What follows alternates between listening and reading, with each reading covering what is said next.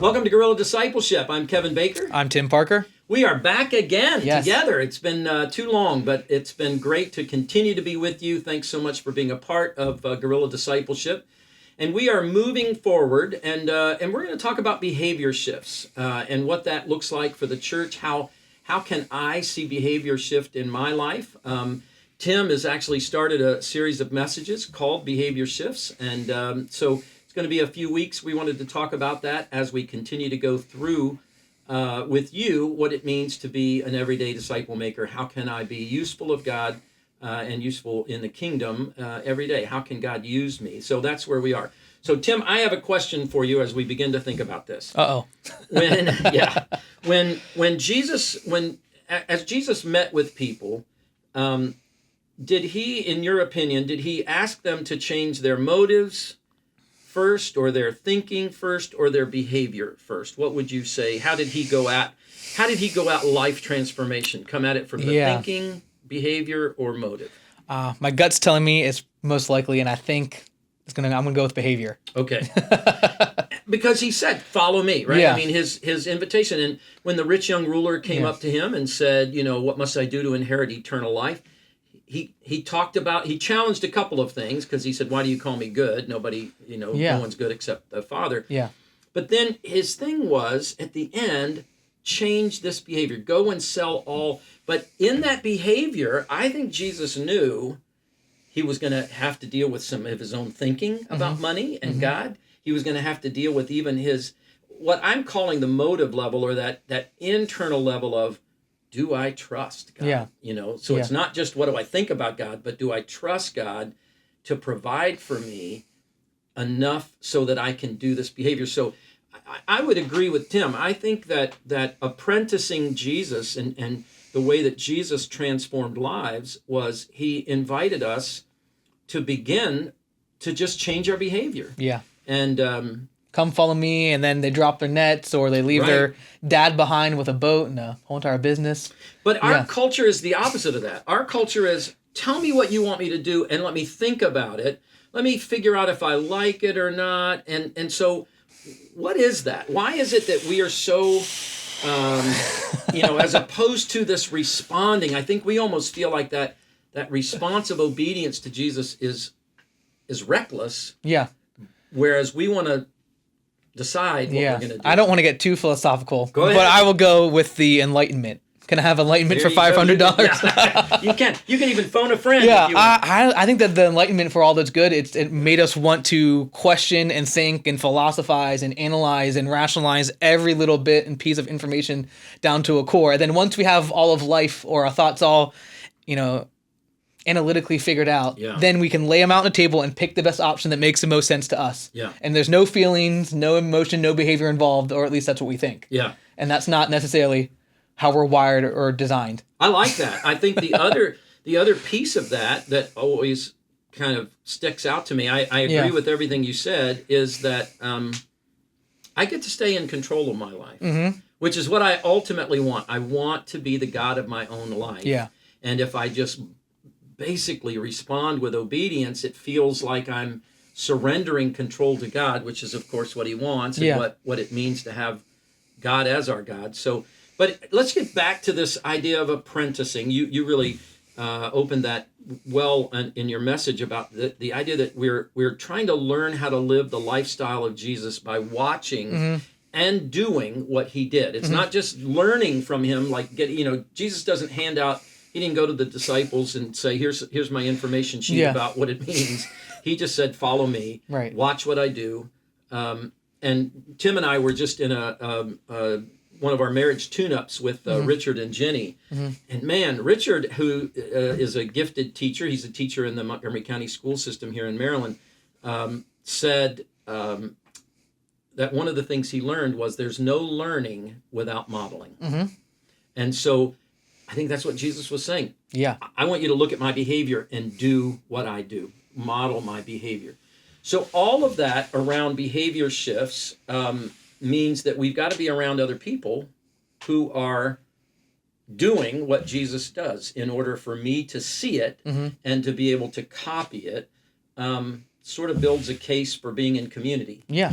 Would you say more about that from your perspective? Yeah, I think being in community helps the apprenticeship even more, for the sole reason of you're learning together. And when you're in a group like a cohort or a small group of people, whether it's on a college campus or on a powerlifting team or a fraternity, like my examples on Sunday, you're like, well, I interpreted this way, or I heard it this way. Well, I think my way's better, or I think my way's better, or let's discuss this, let's wrestle this out. Or, we're working on forgiveness together if you're disciples. And we've been practicing forgiveness, but Tim over here, he's not doing a very good job, Tim. And they can pick the other one up. Right. It's that the power of the group dynamics, I think, and the group think that can let every voice be heard, but it can also sharpen one another, can also have a variety of opinions, because if you're just surrounding yourself with just your own thoughts, you're always going to rationalize and think that they're the best and the smartest and the brightest and the most right. Or maybe if you have self-esteem issues, you think you're the worst and you need people to pick you up. And so I think the group dynamics actually help the iron sharpen iron concept of apprenticing and following Jesus.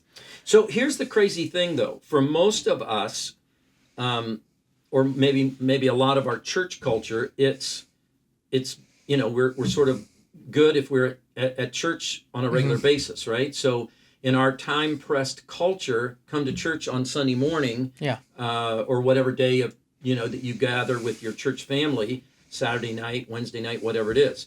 But you go to church, and there's a very limited number of behaviors you're exposed to on Sunday morning. I get to see where people sit in the church, and we do know there are pew reservers, and we're all creatures of habit. So it's like, hey, that's my pew. I get to see maybe how they sing or don't sing, whether they lift their hands or don't lift their hands. Some things are modeled, but I can't really get a whole lot of what it means to do day-to-day living. I don't see how people interact at work, or I don't even get to hear how does their marriage look?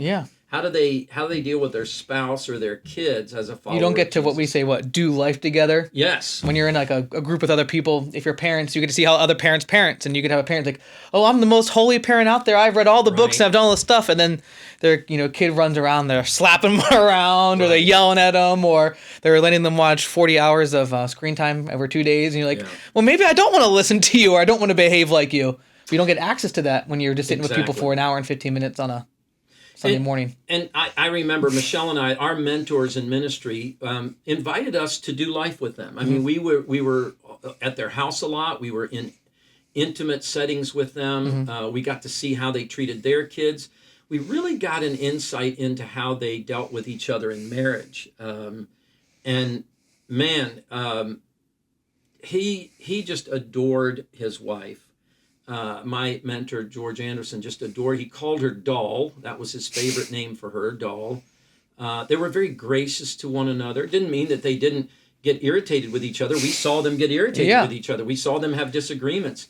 But I also saw how he protected his wife, how he modeled for me what a Christian husband, what a Christ-following disciple husband looked like, in a way that challenged me to go, do I treat my wife that way? Do I act that way? It was a high standard, and one that at the time, well, I don't know if I still meet, but I certainly know at the time I could see that I wasn't nearly as gentle or as protective of Michelle as he was of his bride.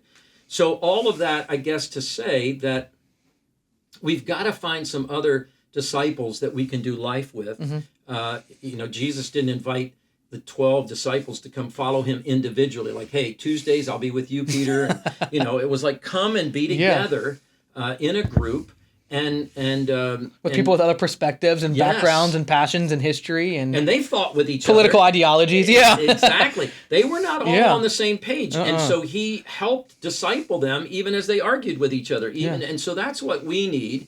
And one of the reasons we're talking about this is one of the big things that we want to push in being disciple makers is the idea that you need a community. You've got to be beyond just in the community of the big church, right? The big C church and the larger worship setting, but in a church, in a gathering with people who are you're doing life with in some way, that you're in their homes, they're in your home. You're watching each other in your marriages or in your singlehood. I can remember the first small group I was a part of was a group of college-age guys. And I'd never been in a small group. I mean, I'd been in Sunday school classes as a kid, but that wasn't the same environment. And so being in a small group with other young guys and being challenged to live my faith out, and having those guys push on me, and us try and figure out how do you encourage each other and hold each other accountable in ways that are gracious, I guess, yes. right? I mean, you don't want to be heavy-handed or hard-hearted towards people, like, oh, judgmental, but just in like, man, how is that working for you or whatever. So I think we're talking, Tim and I were talking earlier about this question. I don't think we said it here. Would you rather, if you're a new parent, would you rather spend time with a professor of early childhood development who's never had a kid, or a mom who's raised 8 kids very successfully? Which do you want? Now, I think Tim said from our perspective of the Enlightenment, we sort of go towards the experts, but the reality is that mom may have a lot more that I can learn practically. Maybe I'm going to get some deep information from the scholar, but I'm not going to know how to practice it until I see someone else doing it. And so exposing my life, and here's the thing, that mom's not going to do it all perfectly, right? Correct. My mentors didn't do everything perfectly. My parents didn't do everything perfectly. I'm a parent. I didn't do everything perfectly. So, but I got to see practically, that's what that can look like, by watching someone do it, as opposed to just reading information about it from maybe a scholarly or academic point of view. So I think our goal is to encourage you to begin to pray, if you're not already in a community of folks where you're doing life together with other disciples, excuse me, that you would begin to pray about who could you invite into that circle. Tim, you had a good definition on Sunday morning of the size of small group. Would you say a little bit about that? I just essentially said, after reading a book and talking to a whole bunch of people, we generally say it's 5 to 12. The joke was that it's the Goldilocks zone. Yes. 5 is too, anything under 5-ish is too small. Anything over 12 is too big. And if you're like, where is that number coming from? Just know that when you are alone with like 1 or 2 other people, conversations can be very one-on-one or very extremely deep. And there's a time and a place for that, but you can't live there sustainably. Right. And then if you have a group of 20 people, it's almost too large. It's almost too big. No one has a voice. You don't miss people if they're not there. Yeah. And so there's a reason why I think Jesus had 12 disciples, because I think he said, that's the optimal number of people before it's too big or before it's too small.